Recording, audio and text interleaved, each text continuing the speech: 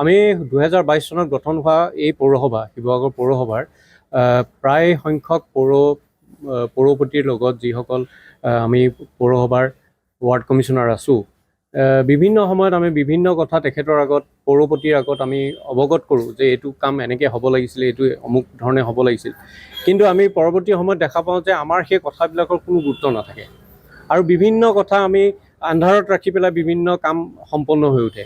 আমি সিদিনা দেখিলোঁ আমি ক্লক টাৱাৰৰ ওচৰত যিটো ৰাউণ্ডকৈ ব্লক বহুৱাৰ যিটো কাম, সেই কামটো হঠাৎ হৈ উঠিলে। ৰাতি বিয়লিৰ ভিতৰতে সেই কামটো হৈ উঠিছে, কিন্তু কামটো হৈ উঠাৰ আগত আমাক এবাৰো নজনালে যে এইটো কাম এনেধৰণে হ'ব। কিন্তু আমি ভাবোঁ যে সেই কথাবিলাক আলোচনা কৰিলে এতিয়া যিবিলাক ৰাইজে অসুবিধা পাইছে, যেনে ৰাস্তাত বৰ্ডিং ৰোডৰ ফালৰ পৰা যেতিয়া মানুহ যায়, গৈ পেলাই গাড়ীখন যেতিয়া উঠাই ঘপককৈ উঠিবলগীয়া হয়। আৰু তেনেধৰণৰ অসুবিধাবিলাক আঁতৰ কৰিবলৈ কাৰণে বিশদ আলোচনাৰ প্ৰয়োজন আছে, কিন্তু আলোচনাবিহীনভাৱে কামবিলাক আগবাঢ়ি যায়। গতিকে সেই আলোচনাবিহীন পৰিৱেশটো নাইকিয়া কৰিবৰ কাৰণে আমি ভাবিছোঁ যে যিয়ে নিজেই সকলো জানো বুলি, সকলো কৰিব পাৰোঁ বুলি এক চিন্তা লৈ পেলাই যেতিয়া আগবাঢ়িছে, তেতিয়া আমাৰ ৱাৰ্ড কমিশ্যনাৰসকল বিতুষ্ট হৈছে। গতিকে ৱাৰ্ড কমিশ্যনাৰসকলে সেইকাৰণে তেখেতলৈ অনাস্থা আগবঢ়াইছে। আৰু যিহেতু তেখেতে আমাৰ ৱাৰ্ড কমিশ্যনাৰসকলক আস্থাত লৈ পেলাই কোনো কাম নকৰে, গতিকে আমি তেখেতৰ প্ৰতিও আস্থা আগবঢ়োৱাৰ কোনো প্ৰয়োজন নাই বুলি ভাবিছোঁ। পৌৰপতিৰ নামক লৈ নহয়, আমি পৌৰপতি হিচাপে পৌৰসভাৰ যিখন আসন, পৌৰপতিৰ আসন, এই আসনখনৰ যিটো মৰ্যাদা, সেই মৰ্যাদাটোৰ কাৰণেহে আমি ৱাৰ্ড কমিশ্যনাৰসকলে অনাস্থা আগবঢ়াইছোঁ। যিবিলাক পৰৱৰ্তী পৰ্যায়ত আপোনালোকে জানিব, আৰু বিভিন্ন সময়ত আমাৰ সংবাদ মাধ্যমত এই কথাবিলাক প্ৰচাৰো হৈ আছে। যিবিলাক নজনা বিষয়টো হৈছে আন্ধাৰত থকা বিষয়, গতিকে আন্ধাৰত থকাৰ কাৰণে আমি সেই যিহেতু পৌৰসভাৰ বিশেষ অংশ পৌৰসভাৰ ৱাৰ্ড কমিশ্যনাৰসকল, এই অংশটোক যদি আওকাণ কৰা হয় তেনে কেনেকৈ চলিছে? এক ডিক্টেটৰশ্বিপত চলিছে। গতিকে সেই ডিক্টেটৰশ্বিপটো আমাক নালাগে। গণতান্ত্ৰিক দেশত গণতান্ত্ৰিক পদ্ধতিৰে সকলো সিদ্ধান্ত লোৱা উচিত। বিত্তীয় কেলেংকাৰী ইয়াৰ পাছতহে আমি গম পাম, কাৰণ আমি দেখিছোঁ আন্ধাৰত থকা বিষয়বিলাকে কেলেংকাৰী। গতিকে আন্ধাৰটো পোহৰলৈ আহিবলৈ হ'লে এই আসনখন যাৰ হাতত আছে তাৰ পৰা বেলেগৰ হাতলৈ আহিব লাগিব, যাৰ ওপৰত আমাৰ আস্থা আছে। বিভিন্ন সময়ত বিভিন্ন পক্ষৰ পৰা আমি সেই ষড়যন্ত্ৰখনৰ কথাটো আমি শুনো, আমি জানো আৰু আমি লাজ পাওঁ, আৰু সেইবাবে আমি আজি সেই লাজৰ প্ৰত্যুত্তৰ হিচাপে আমি অনাস্থা আনিছোঁ। মই এজন দলীয় ব্যক্তি, আমাৰ বোৰ্ডখন বিজেপি বোৰ্ড বুলি সকলোৱে জানে। গতিকে মই দলত নেতৃত্বক এই বিষয়টো জনাইছোঁ। সুধিছিলোঁ মই তেখেতলোকৰ নিৰ্দেশ মতে গৈছে নেকি, বা তেখেতলোকৰ এইটোত মতামত কিবা তেওঁলোকে মতামত দিছে নেকি। মই জিলা সভাপতিক সুধিছিলোঁ, মণ্ডল সভাপতিক সুধিছিলোঁ, তেখেতলোকে নাজানো বুলি ক'লে। কৈছে আমাক সুধি যোৱা নাই বা আমাৰ কোনো পাৰ্মিশ্যন নাই তাত। তেতিয়া সেই বিষয়টো মই তেখেতলোকক বিচাৰৰ কাৰণে দিলোঁ যে আপোনালোকে তেতিয়াহ'লে এই বিষয়টো বিচাৰ কৰক যে দলৰ ঊৰ্ধত নেকি তেখেতলোক, যে দলক নুসুধাকৈ কাম কৰিব পাৰে নেকি।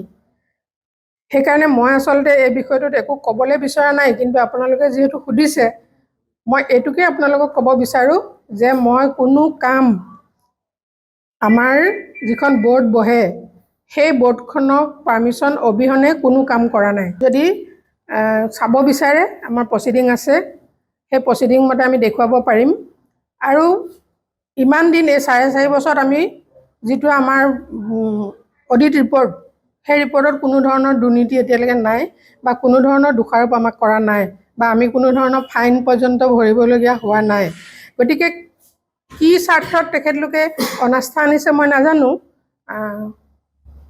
শুনিবলৈ পাইছোঁ বেলেগৰ মুখত যে 16 ফাইনেন্সৰ পইচা এটা আহিব, সেই পইচাটো তেখেতলোকে মানে চলাম বুলি ভাবি যে বৰ্ড শেষ হ'ল, গতিকে তেওঁলোকে সেইখন চলাব বুলি পেলাই মানে তেওঁলোকে মোক সলনি কৰিব খুজিছে। যিহেতু মই বহি থাকিলে তেখেতলোকে সেইটোত কোনো ধৰণৰ আদান প্ৰদান কৰিব নোৱাৰিব, সেইটো কাৰণে তেখেতলোকে তাৰমানে মোক আঁতৰোৱাৰ চেষ্টা চলাইছে। বেলেগ কোনো